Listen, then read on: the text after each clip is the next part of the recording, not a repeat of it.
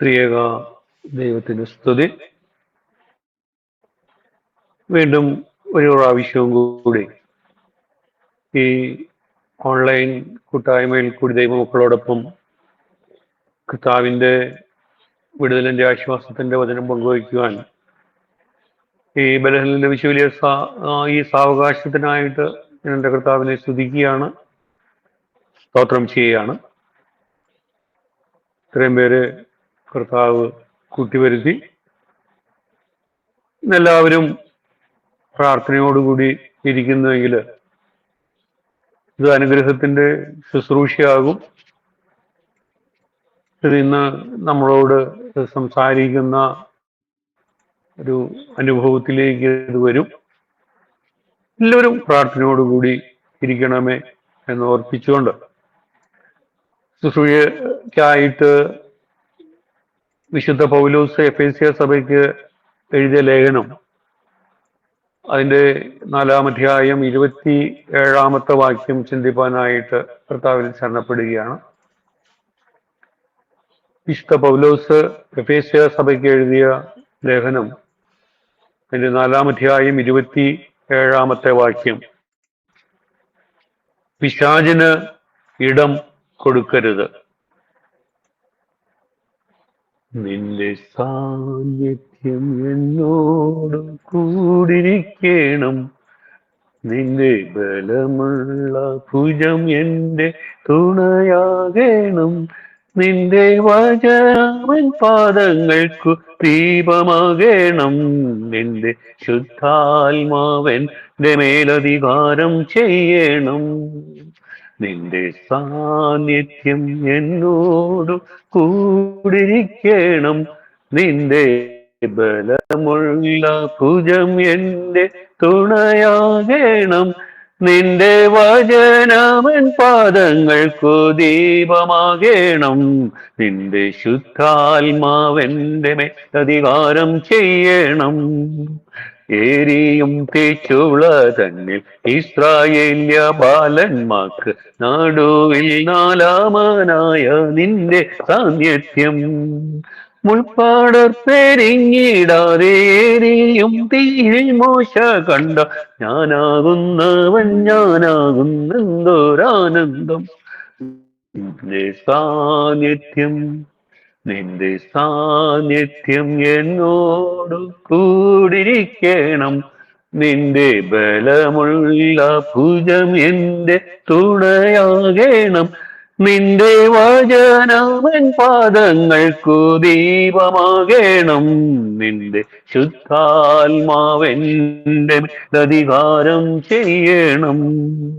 നമുക്കൊരു നിമിഷം കൂടെ നമ്മുടെ കണ്ണുകളടയ്ക്കാൻ നമുക്ക് പ്രാർത്ഥിക്കാം. സുയേശുവിൽ കൂടി ഞങ്ങളോട് അത് സ്നേഹിക്കുന്ന ഞങ്ങളുടെ സ്വർഗീയ പിതാവാം ദൈവമേ, വാഴ്ത്തപ്പെട്ട അനുഗ്രഹിക്കപ്പെട്ട നല്ല സമയത്തിനായിട്ട് കർത്താവെ ഞങ്ങളങ്ങ് സ്തുതിക്കുന്നു, സ്തോത്രം ചെയ്യുന്നു. അവിടുത്തെ ഹിതപ്രകാരം ഇവണ്ണം കൂടിയവരും കർത്താവ് അനുവദിച്ചല്ലോ, ഇത്രയും പേരെ അവിടുന്ന് കൂട്ടി വരുത്തിയല്ലോ. നന്ദി കർത്താവെ. അല്പസമയം അവിടുത്തെ വചനത്തിന് കീഴിലിരിക്കുന്നു. സ്വർഗീയ ആലോചനകൾ തന്ന് അവിടുന്ന് ഞങ്ങളെ അനുഗ്രഹിക്കണം. ഞങ്ങൾക്ക് ആവശ്യമായ ആഹാരം തന്ന് അനുഗ്രഹിക്കണം. നന്ദി കർത്താവ്. ഞങ്ങളോട് വ്യക്തിപരമായിട്ട് ഇന്ന് സംസാരിക്കണം. ഞാൻ കർത്താവ് ഇവിടെ നിന്ന് എല്ലാവരും കർത്താവിന്റെ കരങ്ങളിലേക്ക് തരുന്നു. ഇതിൽ ജോയിൻ ചെയ്യാൻ കഴിയാതെ പോയവരെ ഓർത്ത് പ്രാർത്ഥിക്കുന്നു. കർത്താവെ അനുഗ്രഹിക്കണം, ഞങ്ങളെ കുടുംബമായി അനുഗ്രഹിക്കണം. ഞങ്ങളുടെ കർത്താവ് ഞങ്ങളെ മക്കളെ, ചാർച്ചക്കാരെ, ബന്ധുക്കളെ, സുഹൃത്തുക്കളെ എല്ലാം ഞങ്ങളെ പഴിക്കുകയും ദുഷിക്കുകയും ചെയ്യുന്നവരെല്ലാം അനുഗ്രഹിക്കണം. എല്ലാവരോടും സ്നേഹത്തിലും സന്തോഷത്തിലും സമാധാനത്തിലും ആയിരിക്കാനുള്ള കൃപ അവിടുന്ന് തരണം. വായിച്ച വചനഭാഗം കർത്താവിന്റെ കരങ്ങളിലേക്ക് തരുന്നു. വാഴ്ത്തി നുറുക്കി 30, 60, 100 മേനിയെ തന്നെ അനുഗ്രഹിക്കണം. സൃഷ്ടിപ്പാൻ കർത്താവ് അതിന് യോഗ്യനാക്കണം.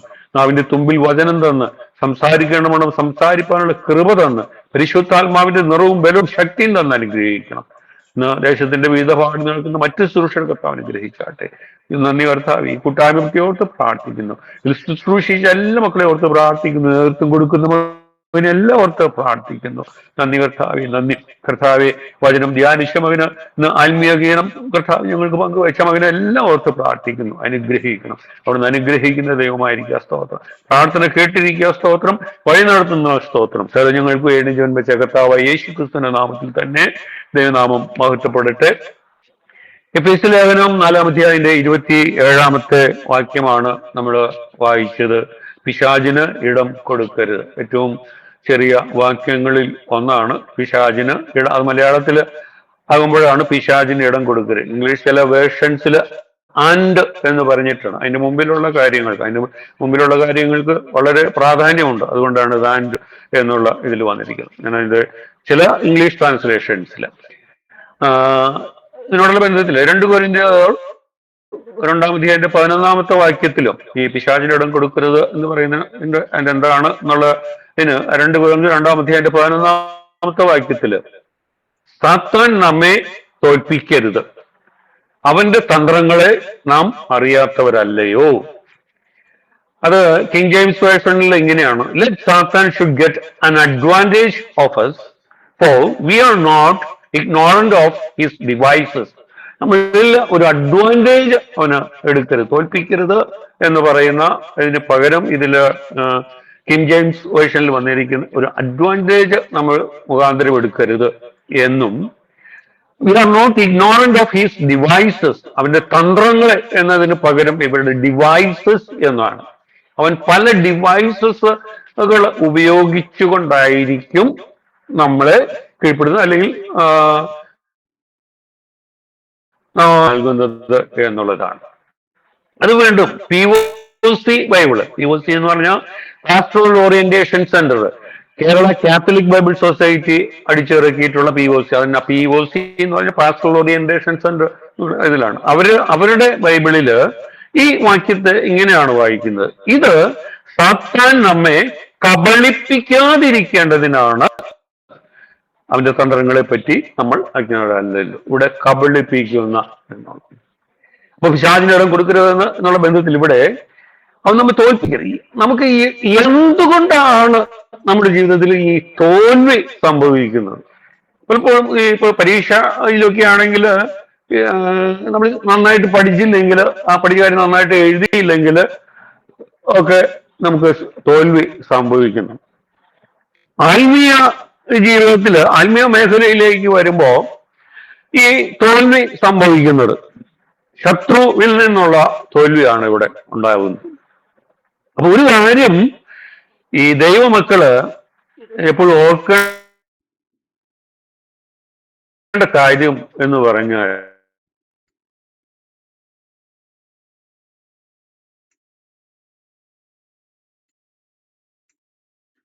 ആത്മീയ മക്കൾക്ക് ശത്രുക്കൾ ഉണ്ടെങ്കിൽ കഴിഞ്ഞാല് ദൈവമക്കൾക്ക് പിടിച്ചു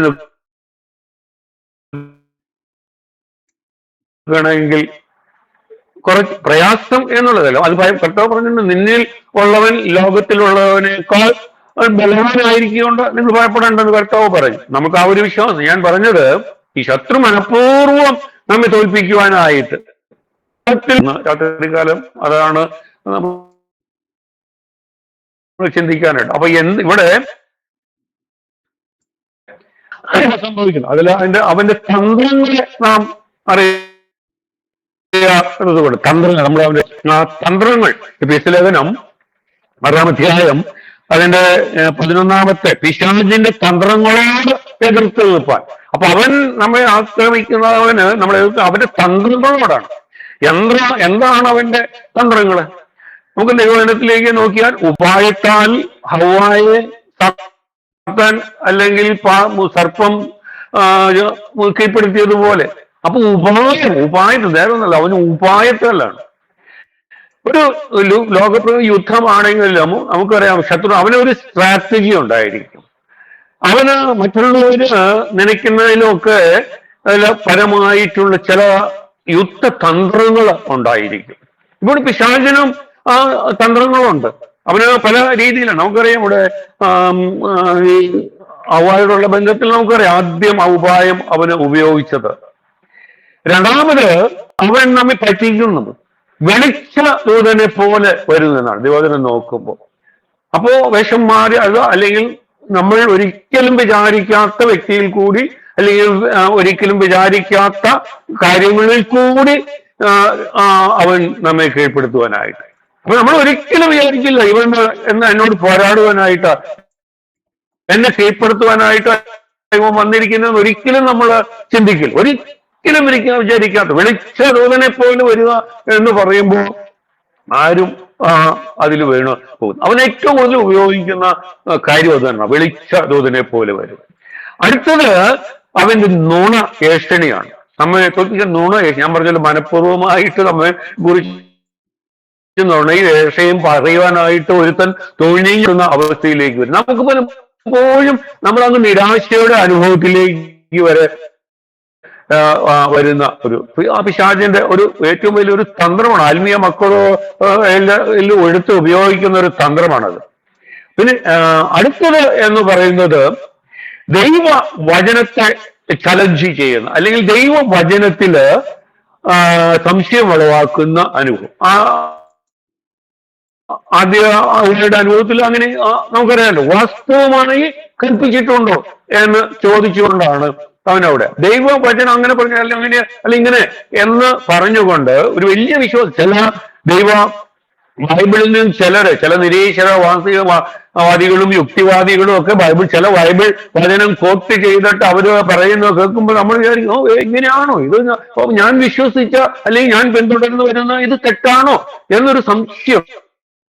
അപ്പൊ ചലഞ്ചിങ് ഗോഡ്സ് വേർഡ് എന്നാണ് പറയുന്നത്. വസ്തുമായി കൽപ്പിച്ചിട്ടുണ്ടോ? ആദ്യ ഉൽപ്പത്തി പുസ്തകത്തിൽ പറഞ്ഞിരിക്കും. അത് തന്നെയാണ് ഈ അവസാനം ഈ കാലങ്ങളിലും അവൻ ഉപയോഗിക്കുന്ന തന്ത്രങ്ങൾ. അതായത് സമയകാലങ്ങളിൽ നമ്മൾ അതിന് എത്ര ഓർക്കും ചെയ്യുന്നു, അതിന്റെ മേളില് അവന് തന്ത്രങ്ങൾ മെനയുവാനായിട്ട്.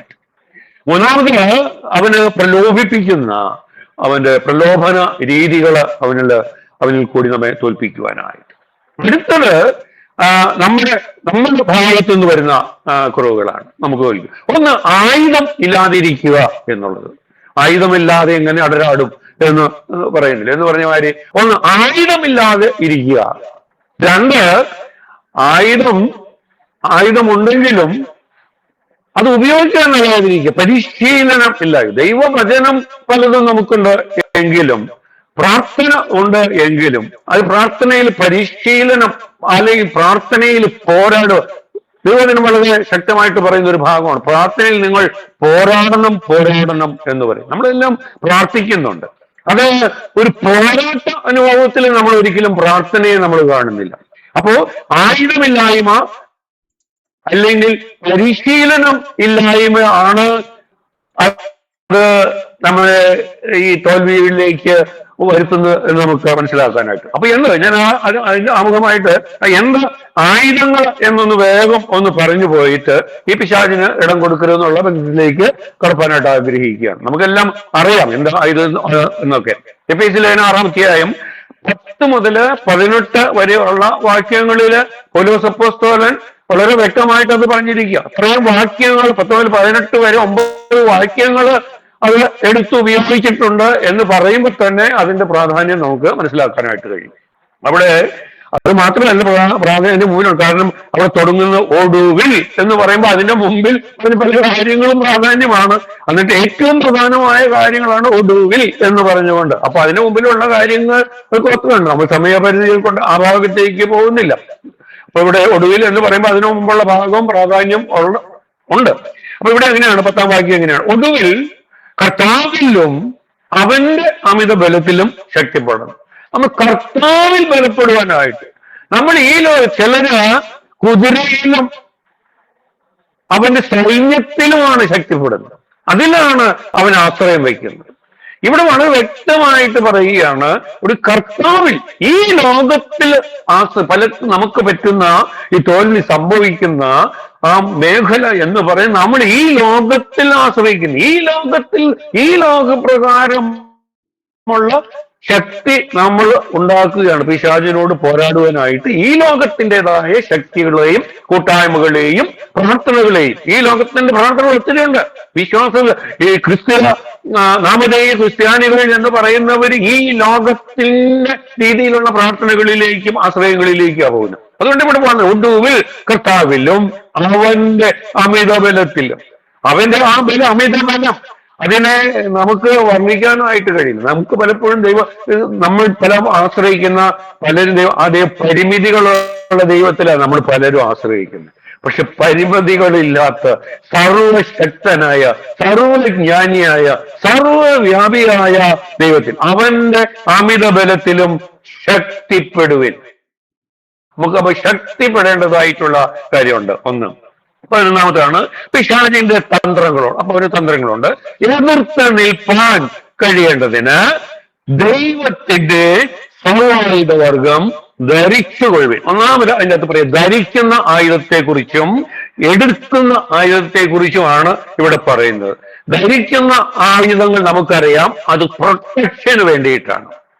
എടുക്കുന്ന ആയുധങ്ങൾ എന്ന് പറയുന്നത് അത് ആക്രമിക്കുവാൻ വേണ്ടിയിട്ടാണ്. ഇത് രണ്ടും നമ്മൾ മനസ്സിലാക്കിയിരിക്കണം.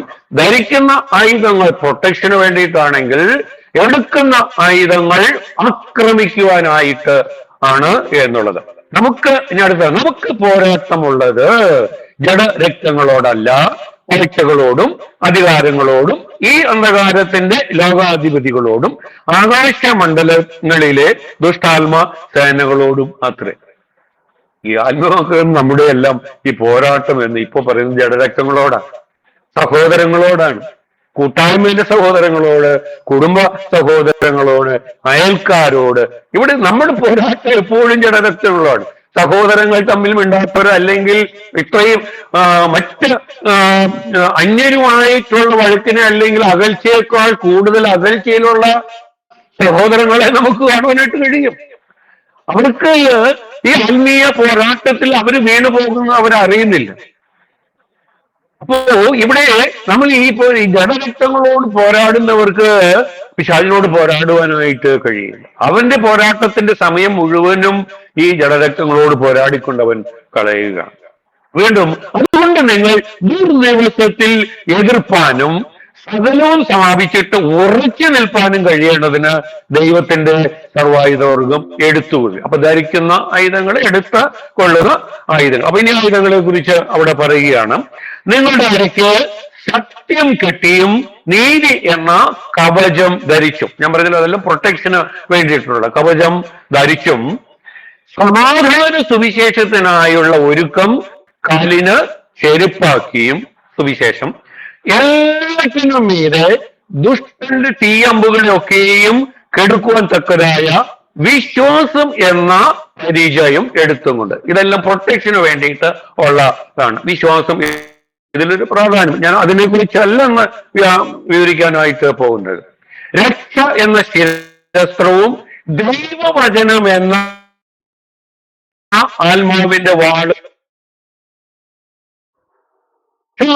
എന്ന ശിരസ്ത്രം, നമ്മുടെ രക്ഷിക്കപ്പെട്ട നമ്മുടെ സാക്ഷ്യവും ആ രക്ഷയുടെ അനുഭവവും എന്ന് പറയുന്ന ഒരു വലിയ ആയുധമാണ്. അനേകര വിശ്വാസത്തിലേക്ക് കൊണ്ടുവരുവാൻ നമ്മുടെ രക്ഷയുടെ അനുഭവമാണ്. പിന്നെ ദൈവവചനം എന്ന ആത്മാവിന്റെ വാള് അത് കയ്യിൽ എടുക്കും. പിന്നെ അടുത്തത് സകല പ്രാർത്ഥനയാലും യാചനയാലും ഏത് നേരത്തും ആത്മാവിൽ പ്രാർത്ഥിച്ചും. ഏത് നേരത്തും ആത്മാവിൽ പ്രാർത്ഥിച്ചും വിശുദ്ധന്മാർക്കും എനിക്കും വേണ്ടി പ്രാർത്ഥനയിൽ പൂർണ്ണ സ്ഥിരത കാണിപ്പിൻ. വിശുദ്ധന്മാർക്ക് വേണ്ടി പ്രാർത്ഥിക്കുന്ന അനുഭവം, നമ്മൾ വിശുദ്ധന്മാരോട് പ്രാർത്ഥിക്കുന്ന അനുഭവം നമുക്കുള്ളൂ. വിശുദ്ധന്മാർക്കും എനിക്കും വേണ്ടി മധ്യസ്ഥ പ്രാർത്ഥന, ഇതിലെല്ലാം അത് കൂട്ടായ പ്രാർത്ഥനയാണ് എന്നുള്ളത് പലരും നമ്മൾ മനസ്സിലാക്കിയിട്ടില്ല. നമ്മൾ പള്ളിയില് ആ മധ്യസ്ഥ പ്രാർത്ഥനയില് ഇവരുടെ പ്രാർത്ഥന നമുക്ക് കോട്ടയായിരിക്കട്ടെ എന്ന് പറഞ്ഞിട്ട് അടുത്തത് പ്രാർത്ഥനയാണ് എന്നുള്ളത് പലരും മനസ്സിലാക്കുന്നില്ല. അപ്പൊ ഇവിടെ കുറെ അവന്റെ തന്ത്രങ്ങളും അതിന് ഈ തോൽവി സംഭവിക്കുന്നതായിരിക്കാനായിട്ട് ആയുധങ്ങളെ കുറിച്ചും നമ്മളിവിടെ ചിന്തിക്കുകയാണ്. അപ്പോ ഈ ആയുധം നമുക്ക് തോൽവി സംഭവിക്കുന്ന കാരണം എന്ന് പറയുന്നത് അവന്റെ തന്ത്രങ്ങൾ അറിയാത്തതും നമുക്ക് ആയുധമില്ലാത്തതും അല്ലെങ്കിൽ ആ ആയുധം നമുക്ക് ഉപയോഗിക്കാൻ കഴിയാത്തതുമാണ്. അടുത്തത് ഈ പിശാച് നമ്മൾ പറഞ്ഞല്ലോ ഇടം കൊടുക്കരുതെന്ന്. അവൻ ഇടം അന്വേഷിക്കുന്നവനാണ്. ദൈവജനത്തിലേക്ക് നോക്കുമ്പോൾ നമുക്കത് മനസ്സിലാക്കാനായിട്ട് കഴിയും. പിശാച് എപ്പോഴും ഇടം അന്വേഷിച്ചു കൊണ്ടിരിക്കുന്നവർ. നമുക്ക് സുപരിചിതമായ അനുഭവമാണ്.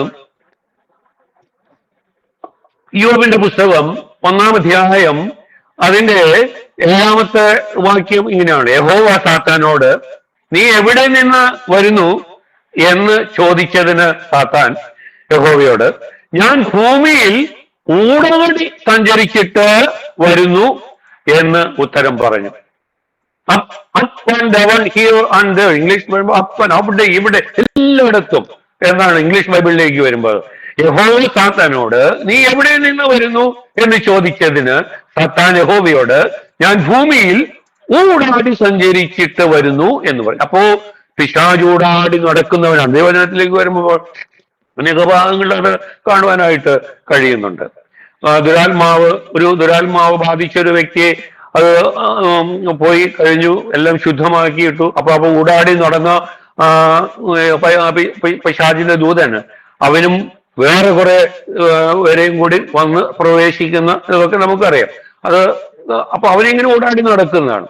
വീണ്ടും 1 പത്രോസ് 5-ാമത്തെ 8-ാമത്തെ വാക്യത്തിലേക്ക് വരുമ്പോ അവിടെ നിർമ്മലമായിരിപ്പിൻ, ഉണർന്നിരിപ്പിൻ, നിങ്ങളുടെ പ്രതിയോഗിയായ പിശാച് അലറുന്ന സിംഹം എന്ന പോലെ ആര് വിഴുങ്ങേണ്ടു എന്ന് തിരഞ്ഞ് ചുറ്റി നടക്കുന്നു. തിരഞ്ഞ് ചുറ്റി നടക്കുന്നു.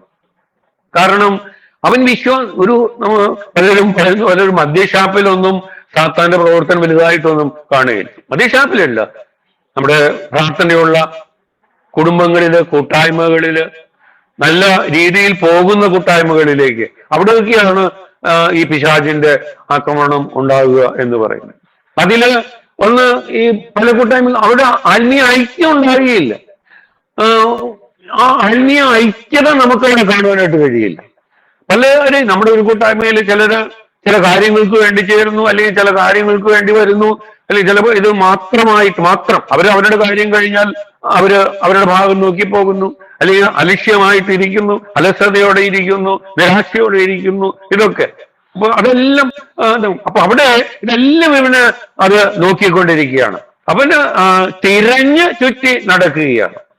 ഞാൻ പറഞ്ഞത് പിശാച് ഇടം അന്വേഷിക്കുന്നവനാണ് എന്നുള്ളത് നാം മനസ്സിലാക്കിയിരിക്കും. രണ്ടാമത്, ഇടം കൊടുക്കരുത് എന്നുള്ള ബന്ധത്തില് ഈ ഇടം അല്ലെങ്കിൽ ഈ എൻട്രി നാം അനുവദിക്കണം, അല്ലെങ്കിൽ ദൈവം അനുവദിക്കുന്ന ഈ രണ്ട് രീതിയിലല്ലാതെ പിശാച് ഇടം കയറുകയില്ല.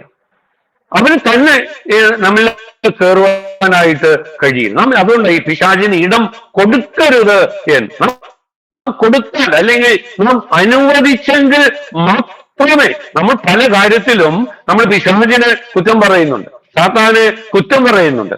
പക്ഷേ അതിന്റെ പിശാചിനെ അതിൽ യാതൊരു പങ്കുമില്ല എന്നുള്ളതല്ല. നാം അനുവദിക്കാതെ, നാം സമ്മതിക്കാതെ, നാം ഇടം കൊടുക്കാതെ അവൻ നമ്മിൽ പ്രവർത്തിക്കുകയില്ല. നമ്മൾ പലപ്പോഴും നമ്മൾ അവസരം കൊടുക്കുന്ന ഇതാണ്. ഞാൻ പറഞ്ഞല്ലോ, പിശാചിനെ ദൈവം നമ്മൾ അനുവദിക്കുന്ന അവസ്ഥ. നമുക്കറിയാം, കർത്താവിനെ പരീക്ഷിപ്പാനായിട്ട് മത്തായിയുടെ സുവിശേഷം 4-ാം അധ്യായത്തിലും ലൂക്കോസിന്റെ സുവിശേഷം 4-ാം അധ്യായത്തിലും ആത്മാവ് നടത്തി എന്നാണ് പറയുന്നത്. അവിടെ അതിനെ അനുവദിക്കുകയാണ് ചെയ്തത്. പിന്നെ ഏദൻ തോട്ടത്തില് ഹവ്വയോടുള്ള ബന്ധത്തില് നമ്മളുടെ ഭാഗത്തു നിന്ന് വന്ന തെറ്റ്, ഹവ്വയുടെ ഭാഗത്ത് നിന്ന് വന്ന തെറ്റ് എന്ന് പറഞ്ഞാല്, പൗലോസ് കൊരിന്ത്യ സഭയ്ക്ക് എഴുതിയ 1-ാം ലേഖനം അതിന്റെ 7-ാം അധ്യായത്തിന്റെ 5-ാമത്തെ വാക്യം ഇങ്ങനെയാണ്: പ്രാർത്ഥനയ്ക്ക് അവസരമുണ്ടാകുവാൻ ഒരു സമയത്തേക്ക് പരസ്പര സമ്മതത്തോടെ അല്ലാതെ തമ്മിൽ വേർപെട്ടിരിക്കരുത്. നിങ്ങളുടെ അജിതേന്ദ്രിയത്വം നിമിത്തം സാത്താൻ നിങ്ങളെ പരീക്ഷിക്കാതിരിക്കേണ്ടതിന് വീണ്ടും ചേർന്നിരിപ്പിൻ. ഇവിടെ സാത്താൻ പരീക്ഷിക്കുന്ന എന്തുകൊണ്ടാണ്? നമ്മളൊരു സാഹചര്യം ഒരുക്കി കൊടുത്തത് കൊണ്ടാണ്. ഇവിടെ നമുക്കറിയാം, അവയെ തുണയെ സൃഷ്ടിപ്പാനുള്ള കാരണം എന്താണ്?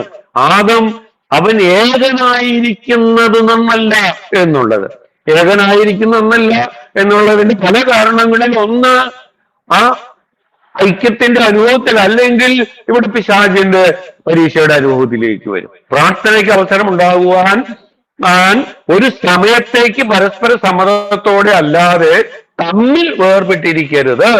നിങ്ങളുടെ അജിതേന്ദ്രിയ നിമിത്തം സാത്താൻ നിങ്ങളെ പരീക്ഷിക്കാതിരിക്കേണ്ടതിന് വീണ്ടും ചേർന്നിരിപ്പീൻ എന്നും. അവിടെ നമുക്കറിയാം അവ ആ മരത്തിന്റെ ചുവട്ടിൽ തന്നെ പോയി ഇരുന്ന് ആ പിശാചിന് ഒരു സൗകര്യങ്ങള് അവളുമായിട്ട് ഇടപെടുവാനും നമ്മൾ വിചാരിക്കും അവിടെ ഒന്ന് രണ്ട് വാക്യങ്ങളിൽ കൂടി പോകുമ്പോൾ ആ ഒരു ദിവസം കൊണ്ട് അല്ലെങ്കിൽ ചില നിമിഷങ്ങൾ കൊണ്ട് കാര്യങ്ങൾ അല്ല. ഇത് പിശാച് നിരന്തരമായിട്ട് അവളുമായിട്ട് ഇടപെട്ട് ആ കൊടുത്ത സാഹചര്യത്തെ ഇവൻ മുതലെടുത്തുകൊണ്ടാണ് ഈ പരീക്ഷ അല്ലെങ്കിൽ ഈ വീഴ്ചയുടെ അനുഭവത്തിലേക്ക് അവർ വന്നത് എന്ന് നമുക്ക് മനസ്സിലാക്കും. ഞാൻ പറഞ്ഞത് നമ്മൾ അനുവദിക്കാതെ അല്ലെങ്കിൽ നമ്മൾ സാഹചര്യങ്ങൾ ഒരുക്കാതെ ഒരിക്കലും പിശാച് നമ്മൾ പ്രവർത്തിപ്പാനായിട്ട് കഴിയില്ല. ജോസഫിന്റെ ജീവിതത്തിലേക്ക് വരുമ്പോൾ ജോസഫിന് പരീക്ഷ ഉണ്ടായി, പക്ഷെ വീണില്ല.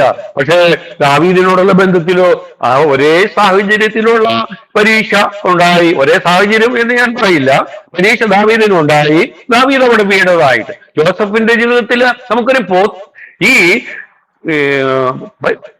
വിശ്വാസികളുടെ ജീവിതത്തിൽ ഒരു കാര്യം മനസ്സിലാക്കണം.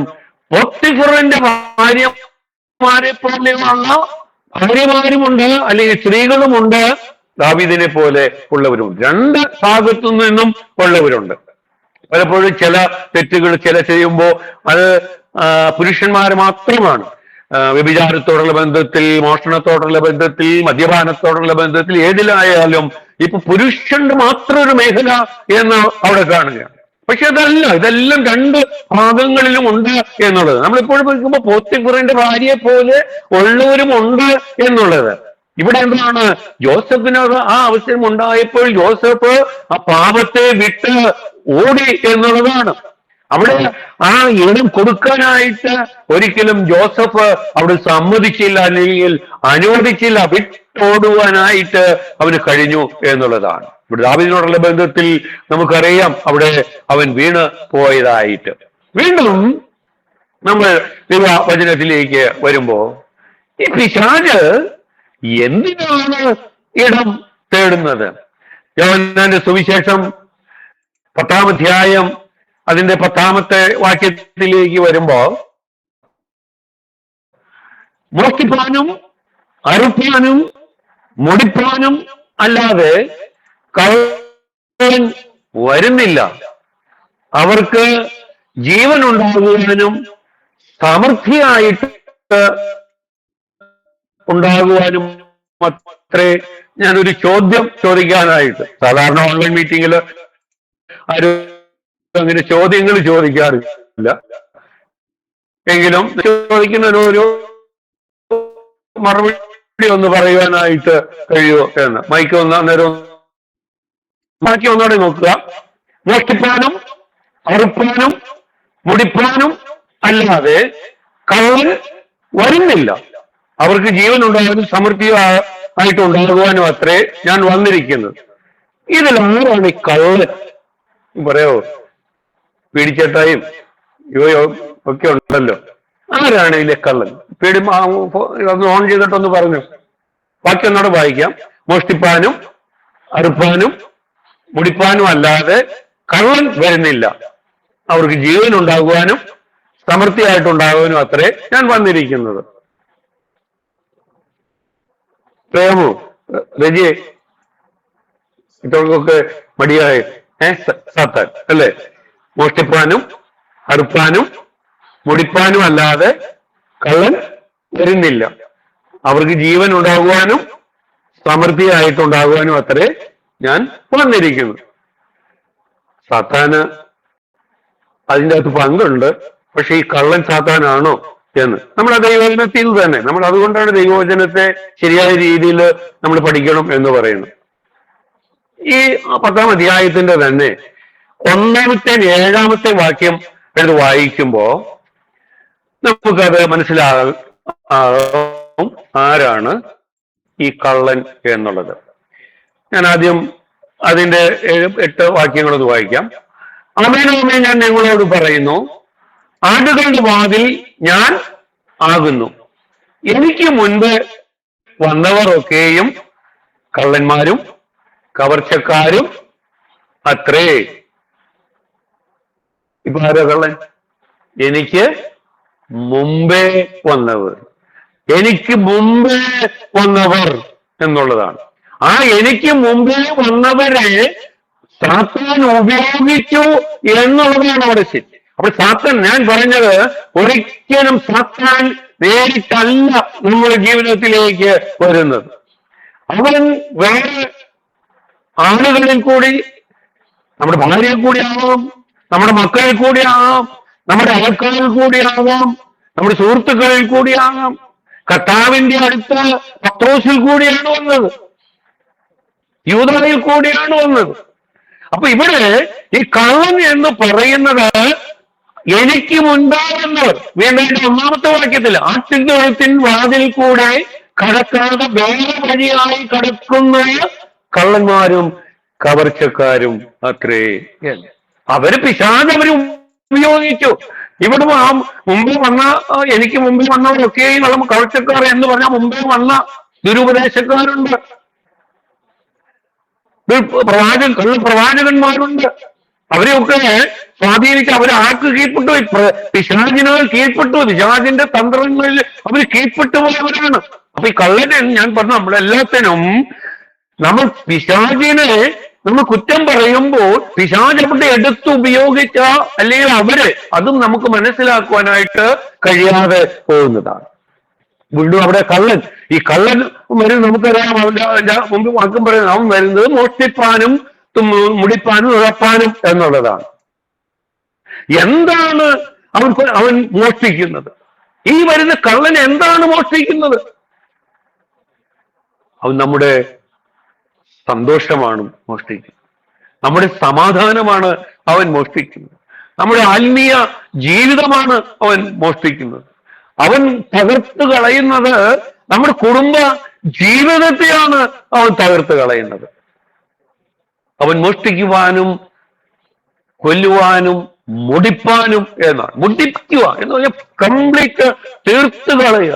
ചില കുടുംബങ്ങൾക്ക് അവൻ കംപ്ലീറ്റ് പൂർണ്ണമായിട്ട് തീർത്ത് കളയുന്ന അനുഭവത്തിലേക്ക്, കൊല്ലുന്ന അനുഭവം, പിശാച് കൊല്ലുന്ന അനുഭവത്തിലേക്ക്. അപ്പോസ്തല പ്രവൃത്തി 5-ാം അധ്യായം 1 മുതലുള്ള വാക്യങ്ങളിലേക്ക് വരുമ്പോ അനന്യാസും സഫീരയോടുള്ള ബന്ധത്തിൽ അനന്യാസും സഫീരയും കൊല്ലപ്പെടുവാൻ മുഖാന്തരമായത് പിശാചാണ്.